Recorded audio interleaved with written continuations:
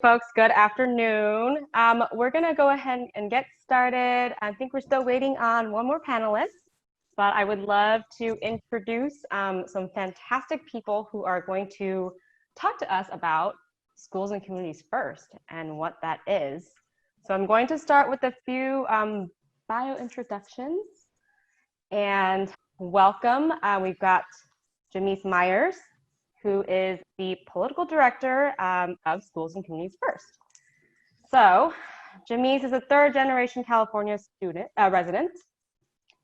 As political director for the Schools and Communities First campaign, she works closely with a powerful and diverse coalition, which includes panelists from all throughout our day, as well as some of CIPC's close partners, to build broad support for the initiative, which is coming up on the November ballot in 2020.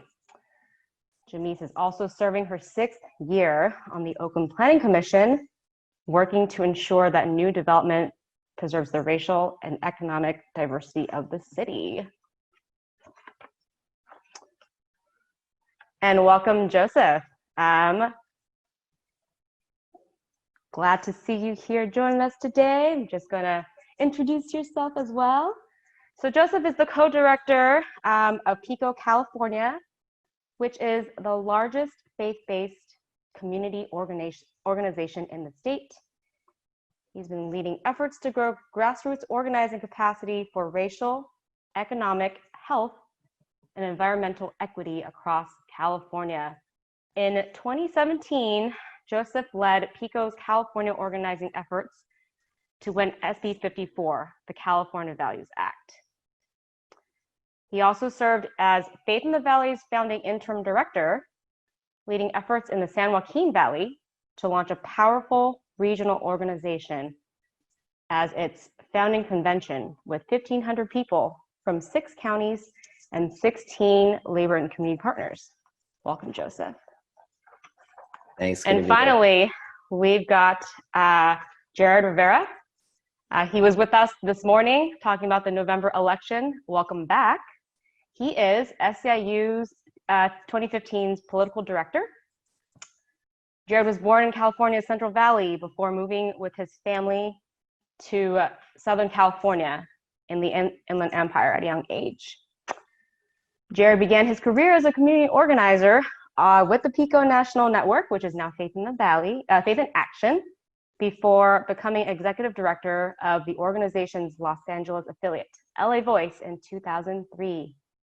During his 8 years with PICO, Jared worked to expand affordable housing in Los Angeles and led efforts to promote immigration reform and citizenship across the country.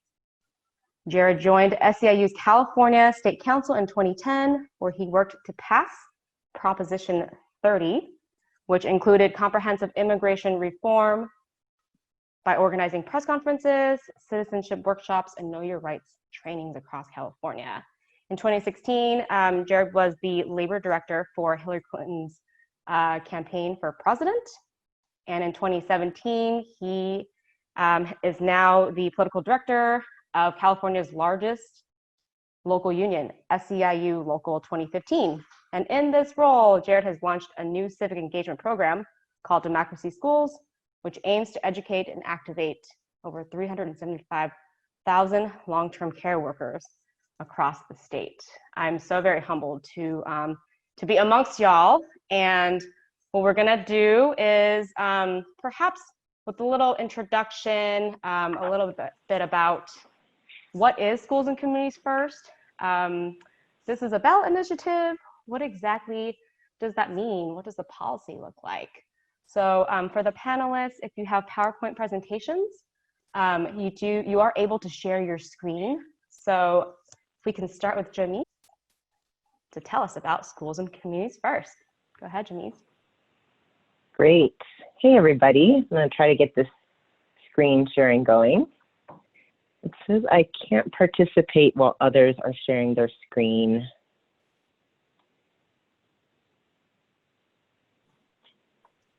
That's quite all right. Hey, Andre, would you be able to share the slides? Yes, most definitely. This is Awesome. the Schools and Communities First one. Yes. Yes. Cool. Let me share.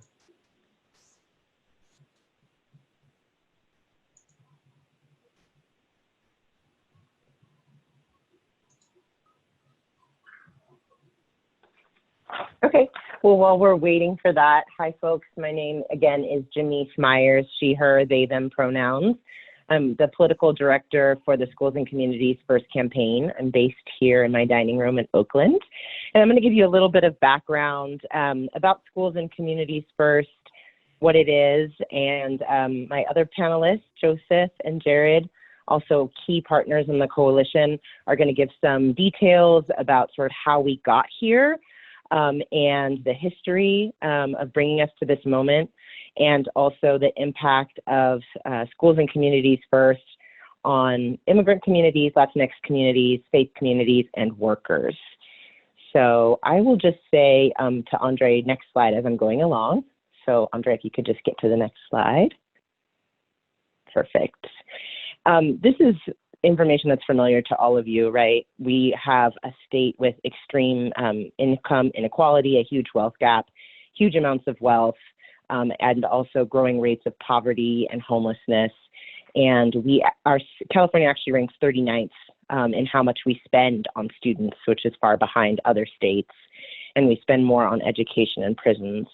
And certainly we want to ensure that all of California's students and communities have shared prosperity equally, and that we close that wealth gap, and so that we can all have the things we need, particularly in moments like this of a public health crisis and pandemic.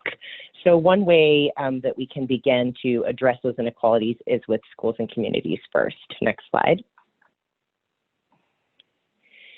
So a little bit of backstory is that for 4 decades, wealthy investors and big corporations have been taking advantage of a loophole in our property tax system. And it allows wealthy, longtime landowners to avoid paying their fair share of taxes. And so they pay the same rates that they've been paying since 1978 and earlier. And even though their profits have gone up, the prices that they charge us for things have gone up, they're still paying those same tax rates. And it's led to cuts in our critical services, cuts in school funding. And as we know, communities of color are disproportionately impacted by those cuts to the critical services that we need. So Schools and Communities First will reclaim the $12 billion in commercial property taxes that are owed to our communities. Next slide. And specifically, wanted to share a little bit more about what Schools and Communities First does. So I already explained that it reclaims $12 billion for our schools and our local communities to invest in the things that we need. And then it does so by closing commercial property tax loopholes. It also does a couple of other really important things that I think are important for folks to know, since there's a lot of misinformation out about the measure and a lot of confusion. So we really want to clarify what the measure does. It also provides one of the largest tax incentives for small businesses, which is critical right now by eliminating the business equipment tax that they pay on some of their equipment for their businesses. So that'll be really important to help small businesses get back on their feet. And it also protects all homeowners and renters, so their tax rates will stay the same.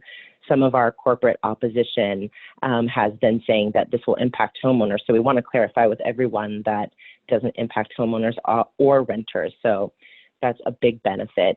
And it also levels the playing field for all businesses, right? So right now our system is really uneven. Some businesses are paying their fair share and others are paying, artificially low rates of property taxes. So this levels the playing field. And oftentimes we work hard to win funds for our community, but then we never find out what happened to them or where they went. And we don't see the results. And so this measure requires really strict accountability, that the money go directly to our school districts, K through 12 school districts and community colleges, and to our local governments, so cities, counties, and special districts. Next slide. Just want to share a little example of what this commercial property tax loophole looks like. So here's an example from Los Angeles. You have two movie studios that are half-mile apart, so they're sort of in the same market, as we say. And Disney Studios is assessed at $5 per square foot, and Burbank Studios at $180 per square foot, right? So that translates to Disney owing $3.5 million per year in commercial property taxes that would go to our communities, to our schools, and to our local governments to fund our services. Next slide. And Jamise, just really quickly, we do have Spanish interpretation happening on another line. If you don't mind just pausing a little bit so we have some time for the interpreter to catch up with you. For sure. Great. And so, so y'all might be asking then, where does the money go? This slide just helps to articulate where in the regions of California the $12 billion will be allocated. It follows current property tax allocations. So when we pay our property taxes, when businesses pay their property taxes, it gets allocated through a certain formula. And so the $12 billion will be allocated in the same formula. So this just gives a sense of how much each part of California will get when Schools and Communities First passes in November. And then 40% of it will go to school districts and 60% to local governments for key services. Next slide. And so I'm quite sure you all could imagine how we could use $12 billion, right? All of the services that we depend on, particularly now in really challenging moments. So thinking about community health clinics, libraries, infrastructure that we depend on, transportation. It can be used to build affordable housing, senior services, and hundreds of other things that we all depend on. Next. It can also be used to fund critical services that's in our schools. So, thinking back to, the days when all schools used to have nurses and counselors and lots of support staff that students depend on to be successful. We would be able to reinstate those important roles and expand them, and also reduce class sizes, which will be really important as kids go back to school. We want to ensure that there are safety measures and health protections for students as they return. Next slide. Great. Oh, this one got a little jumbled. So a lot of folks ask, where will the $12 billion come from? And just want to illustrate here that the $12 billion will come, the majority of the $12 billion, the 78%, will come from 6% of commercial and industrial properties. So an overwhelming majority of the money will come from a fraction of properties in California, and that is because we have long-time wealthy landowners and corporations who haven't been paying their fair share for a long time. So when we close the loophole and require them to pay their fair share, that will generate the majority of the money that will come to our local communities. And this doesn't impact properties that are less than $3 million. So we're talking about large corporate-owned properties. Next.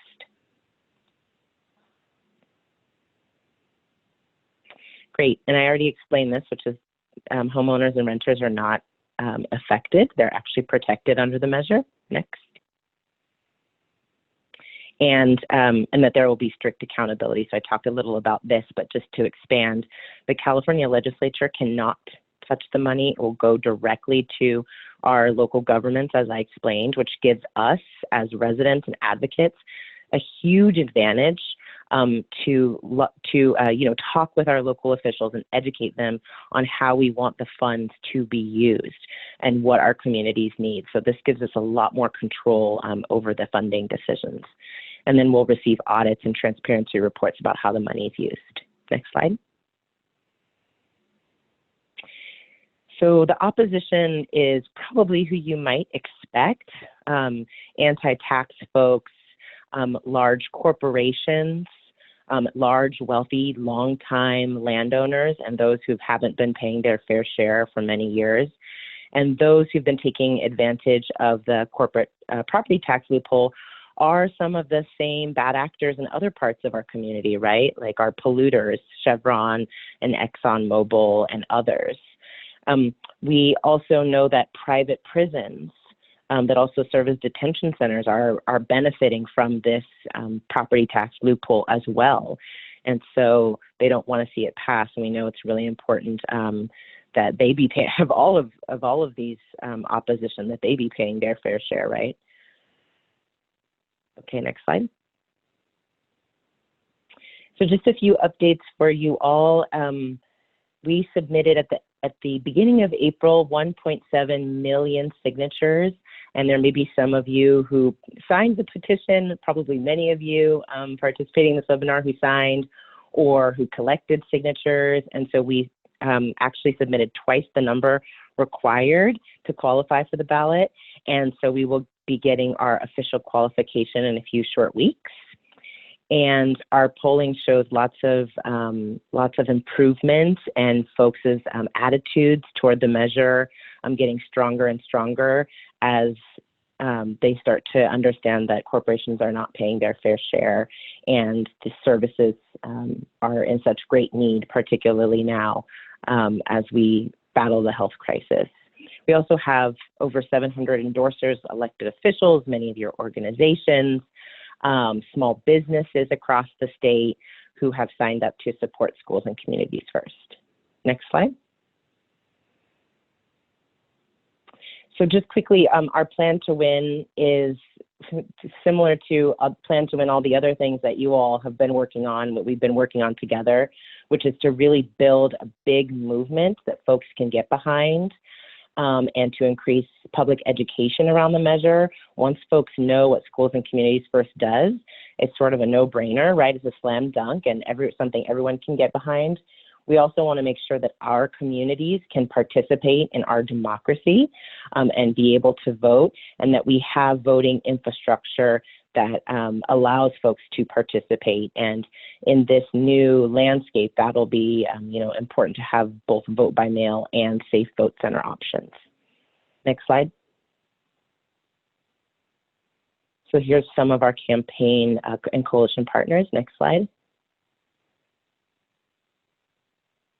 Wanted to highlight some of our Latinx immigrants' rights partners and endorsers. Next slide. And I already talked about this, the importance of large-scale public education through phone banking and text banking, and also social media and digital. Next. We really want to increase the ability of our folks to participate in democracy and make sure they go all the way down the ballot, not just vote for president, but vote all the way down the ballot and vote yes on Schools and Communities First. And we also want to make sure that those who don't always vote or are on the fence are able to vote and do so. Next slide. And I spoke a little bit about this earlier, but making sure we have safe options for everyone to be able to vote and to be educated on what is on the ballot in November. Next. Thanks so much, and I'm going to turn it over to the next panelist. Great, thank you so much, Jemmies. And actually, we do have a few questions in the Q&A. Do you mind if I read those out? So from Randall Edwards, so what portion of those closed loophole businesses are estimated to leave the state rather than comply? And he also asked, are there assurances that the school's first funding will go to public education and not private charters?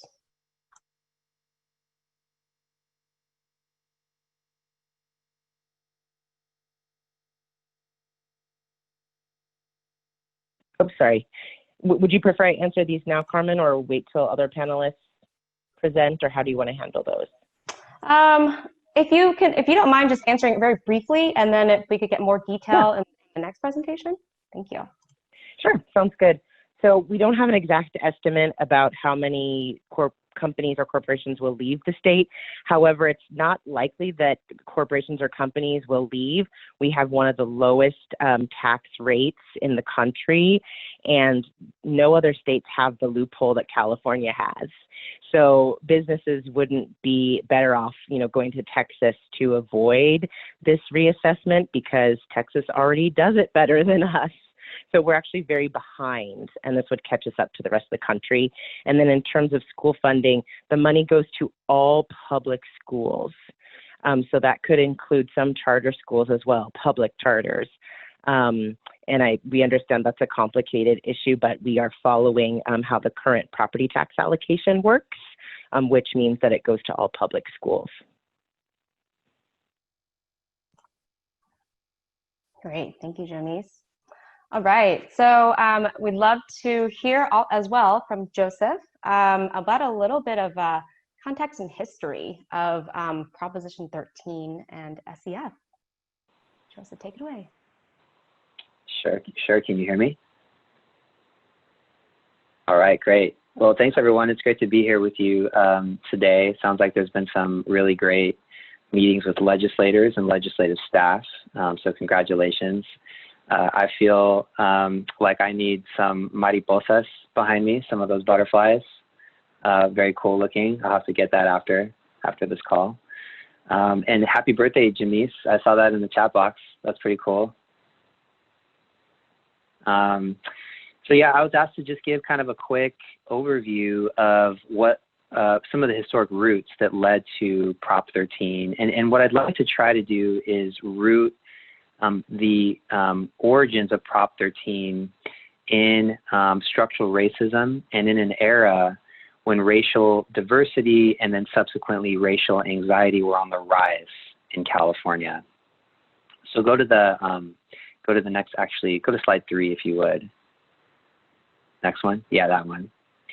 So just very briefly, California in the kind of 50s and 60s was in a post-World War II era, and California was welcoming millions of people from other states. People, as we know, were moving to California from the South, from the Midwest.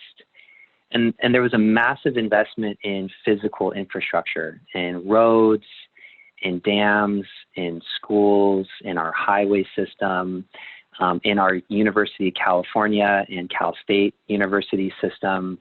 There was a big investment in housing. There was lots of programs to develop housing for working class families. And there was an economy at the time that was growing jobs for the middle, not just for the lowest kind of income earners or for the wealthiest amongst us. And something that Dr. Manuel Pastor, our colleague from USC Peer, talks about, he says that at this time, all of these investments were stitched together by something called an intergenerational compact or a social compact that really said that those who are here today have a responsibility to invest in life for future generations, that each of us have a responsibility to make sure that our children and our grandchildren have a better future than the ones that we've been able to build for ourselves.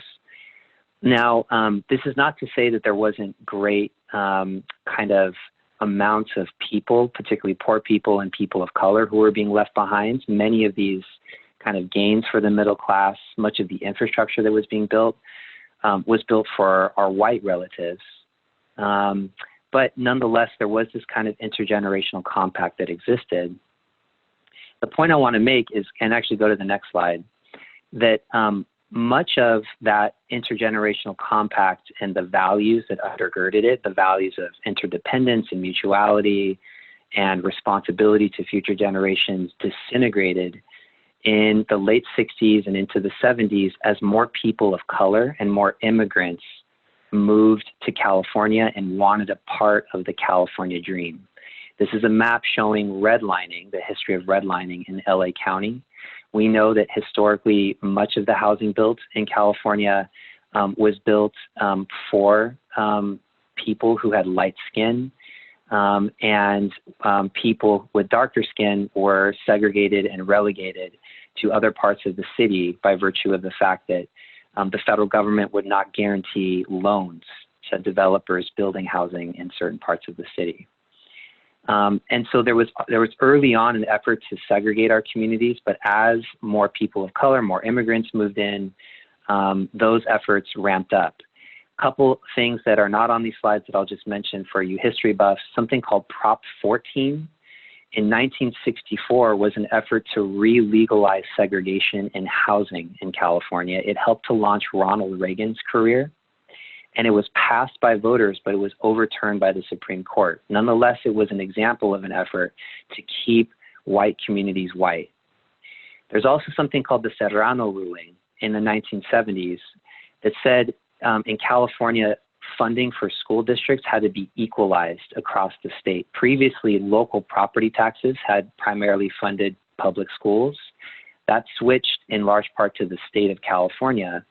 And what that caused is a lot of backlash from white voters who said that essentially my taxes shouldn't be funding someone else's kids' education. And that someone else's kids were oftentimes kids of color. Go to the next slide.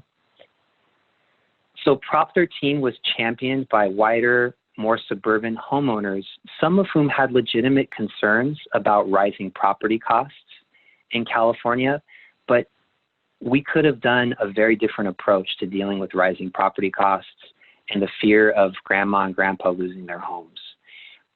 People who ran Prop 13 talked openly about immigrants being a drag on our society. In fact, Howard Jarvis himself, the man pictured in this on your screen, who was one of the principal authors of Prop 13, said, quote, "Immigrants come over here to get on the taxpayers' gravy train." And so go to the next slide. So these are pictures of some of those kind of white suburban homeowners who got behind Prop 13. Go to the next slide. And we've heard about some of the consequences of Prop 13 from Jamise. Go to the next slide. I'll wrap here in just a minute. Just to kind of reinforce a few of the points that Jamise made, Prop 13 has led to a drastic reduction in public education expenditures. You can see on this graph how much California has lost in funding since the late 70s compared to other states and the average for the nation. Go to the next slide. This is one that we don't talk about often, but in California, the shift from funding our schools to funding our prisons happened right around 1978. You look on the graph, right around the time Prop 13 was passed, we shot up in terms of our prison population. That's not unrelated to the fact that we stopped investing in public schools and in our children's futures, and not unrelated to the fact that then our state figured out ways to profit off of the misery of people of color and shore up their budgets by investing in our prisons and detention centers. Go to the next slide. And so this is the last slide. This is kind of, in summary, a part of the journey that we've been on from the 40s to the 60s, this notion that we had an intergenerational compact that said we should take care of one another, we should invest in future generations. That led to an era of deregulation, dog whistle politics, and the passage of Prop 13 in the 70s. And then we saw a number of other very damaging measures passed in the 80s and 90s, from 3 strikes to Prop 187 to Prop 209, which is not on the slide.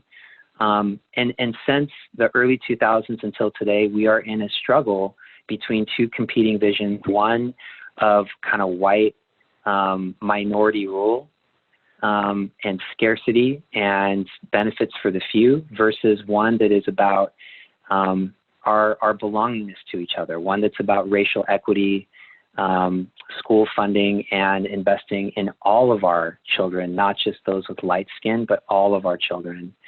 And so that is really kind of, I think, in summary, a history of Prop 13 and where we're at today.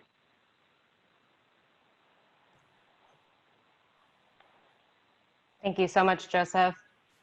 It's important to understand the history and the context to understand where we are now and why this matters, right, to all of our communities. And so I'm gonna Andre, if you don't mind ending the slide here, I'm going to open it back up to the panelists. And the question, maybe we can start with Jared, but also to the full panel. You know, how does this and why does this matter, impact and matter to, you know, labor, to workers, to immigrant communities, and to faith communities? Yeah, well, you know, I think of it like this. So I was born in 1978. My birthday is next week, if you want to give me a gift. But so for anybody who is younger than me, you've never lived in a California without Prop 13. And I think it fundamentally shapes what we think of as possible in the state. So when Joseph talks about the change that was made in 78, I think about like the Beach Boys and Gidget. So there was this vision of California back then where it was land of plenty. You could go to UCLA for nothing. You had great parks. You had all these resources. And then something changed. Well, what changed was we stopped asking corporations to invest into our economy. And why did we do that? Because all of that was fine when the recipients of tax dollars were predominantly white, but as the state became much more black and brown, much more immigrant, there was people recoiling from that. So I don't think that there's really any, other than changing who's in the White House this year, I don't think that there's a more important political battle to be fought than SCF. Because the money that we're talking about, we've never seen this type of infusion into our communities. We just haven't. Very often when we pass tax measures, either at the local level or statewide, it's enough to fill the gap, but it's not enough for us to really see the difference, right? So we do all these short-term measures and we say, if we pass this, if we pass this, we're not gonna have to make budget cuts. But you know, if we don't pass it, things are gonna, you know, we're just gonna keep it where it is. So when we're talking about the type of money, 10 to $12 billion that's going back into the state every year, none of us have seen that type of money come into our communities every single year. The lessons that I'm really thinking about are related to Proposition 30, which people may or may not remember this. This is going back 8 years now in 2012. And I did a stint working on that campaign, so it's something that I remember a lot. Prop 30 was at a time when the state was facing a big budget deficit like we are right now. But let's just put this into perspective.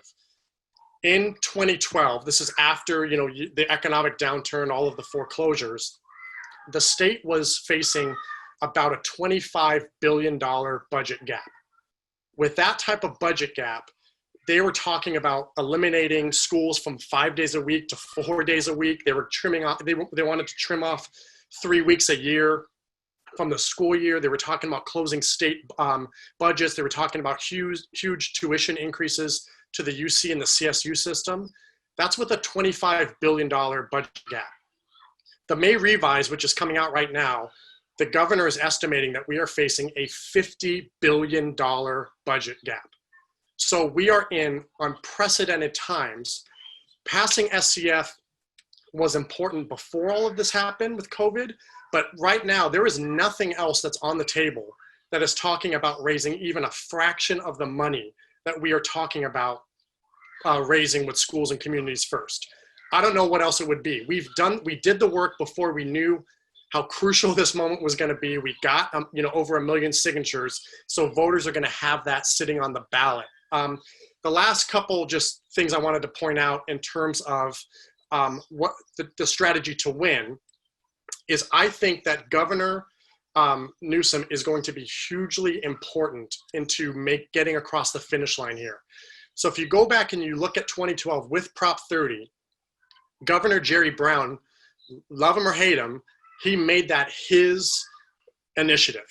And he did two things. Number one, he made the stakes really clear. When I was working on that campaign, I would go out to colleges and I would talk about Prop 30, and students would come up to me and they'd say, oh, that's that thing that if it passes, my tuition is going to be this, and if it doesn't pass, my tuition is going to be this, because all of the colleges had mailed out, you know, letters to folks. So I think that Gavin Newsom has to make it a clear articulation that passing SCF is part of us getting out of the moment that we're in, because there's nothing else on the table. The other thing that Jerry Brown did in 2012 was he got businesses to stand down. So largely like the big business interests like the Chamber of Commerce, some of these other ones, they did not put the money against this initiative because he had kind of brokered this deal. Now, I do not think that we're going to have that same luxury this year. This is a massive ask about righting a big wrong. And so we're going to face huge opposition from all of the usual suspects. The same people who said all the rich people are going to leave if we pass Prop 30, that's what they're saying now. All the businesses are going to pass. Did we lose high wealth individuals? No, we didn't see any of those changes, right? People figured out a way to give a little bit more of their wealth back into the economy for schools. So I think that, we need to have a united front to win. I know our union, a lot of other unions are putting a lot of our members' resources up against this because we are going to see ads like you've never seen. We're probably going to see business spend over $100 million in spending to defeat this. We will not get to $100 million. I'm hoping that we can get to $55, $60 million to really launch a fight, but it's going to take on the ground organizing, to make this happen. But again, for groups who are already working on this, we got to continue to stay in the fight. For those who are not, I would urge you to get involved because I think this is one of those things that could really demonstrate to our communities the value of investing in our government and also just proving that there is money. We've all bought into this notion that there isn't enough money for all of the things that we need. It's not true, but you got to ask corporations who are making money hand over foot to do it. So yeah, back to you, Carmen. Thank you, Jared. Really appreciate it.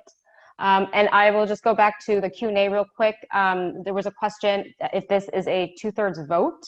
Jamise did respond it's majority, 50% +1. We would be curious to learn more about how to get involved in the last few minutes of this session.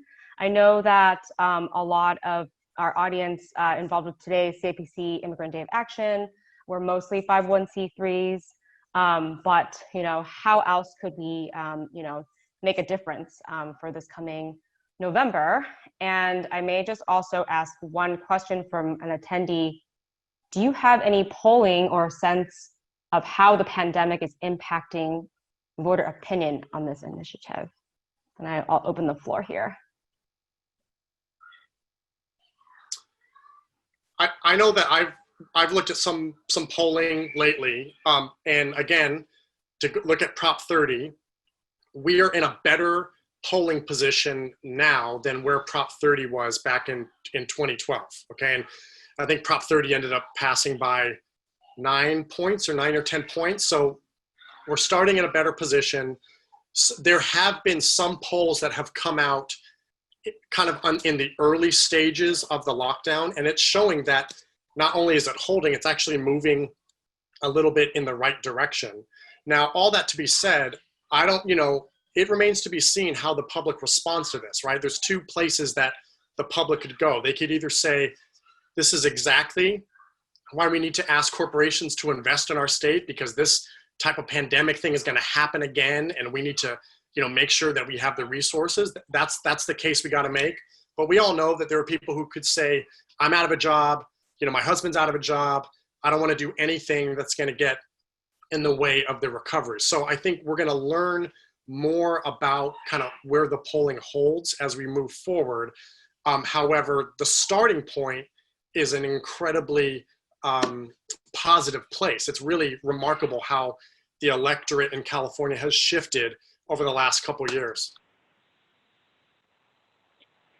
Yeah, and if I could just add to that, that's absolutely right. The other thing that the polling is showing us during this pandemic is that it's going to be very important for us to emphasize both the schools and the communities components of our measure. Because at first glance, we're learning that voters think this is just a schools measure. The reality is, as Jamise said, 60% of these resources go to our cities, to our counties, for things like supporting first responders and essential workers. and the lives that they are saving right now. Things like expanding the pool of resources to build affordable housing that our families desperately need. Things like expanding access to healthcare for all people, regardless of documentation status. Things like job training and workforce development programs for our immigrant relatives.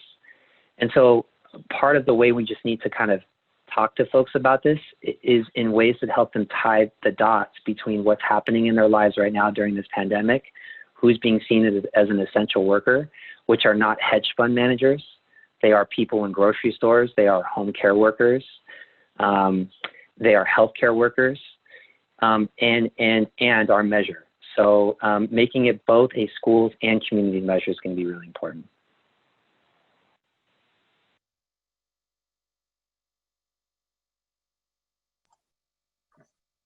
Thank you so much, Joseph. Okay, if folks have more questions, please feel free to put in the chat box as well as in the Q&A. But I'm always curious in our last 2 minutes, you know, what else can be done? We've got a lot of attendees with us this afternoon and throughout the course of the day. I know we had a session on the November election earlier this morning about tactics and you know, different types of things that could be done. But what else could we do to share out to our communities?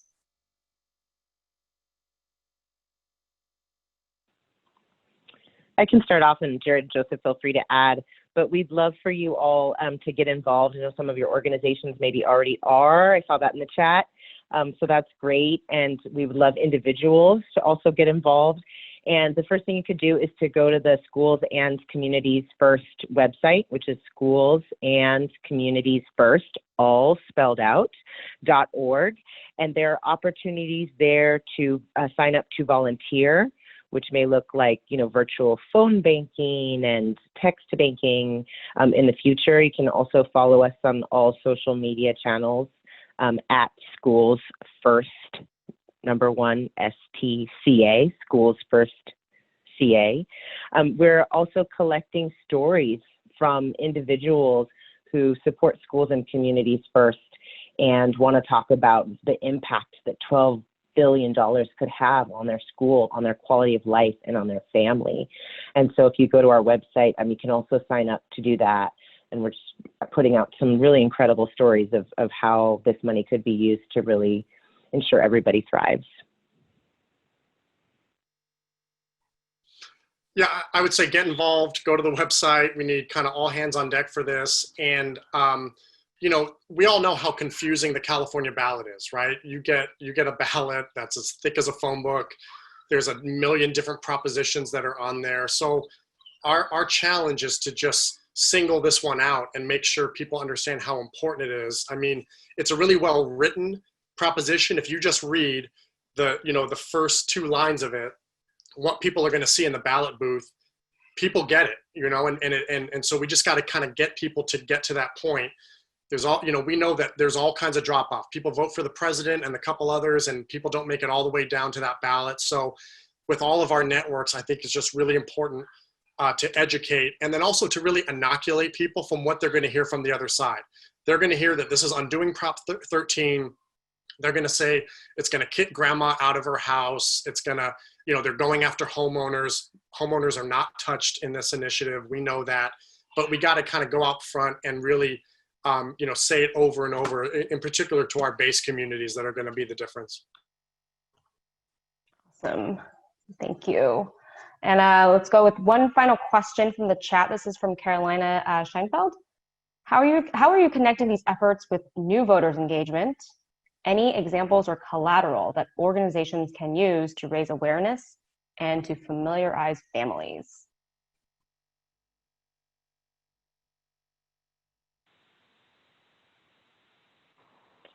Yeah, well, so we are, we're actually having a series of phone calls to voters in our communities, checking in with them about how they're doing in this pandemic and educating them on the need for revenue to support essential workers and our children and the teachers and schools that they are in. And so right now, you can get connected through the Schools and Communities First campaign with opportunities to volunteer, to call voters in your community and have some of what are turning out to be very transformative conversations about, you know, how folks are doing. As you can imagine, there's a lot of people who are isolated right now and really are hungry to connect with their neighbors.